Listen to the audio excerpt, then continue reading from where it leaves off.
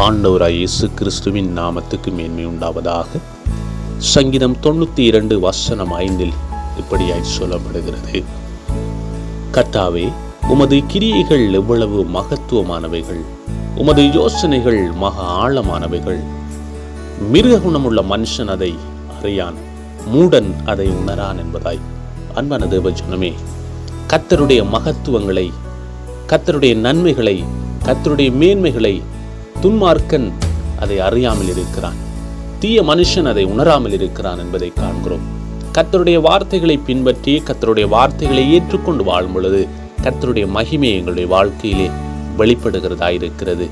ஆண்டவராய் இயேசு கிறிஸ்து உங்களை ஆசீர்வதித்து உங்களை பாதுகாப்பாரா. God bless you.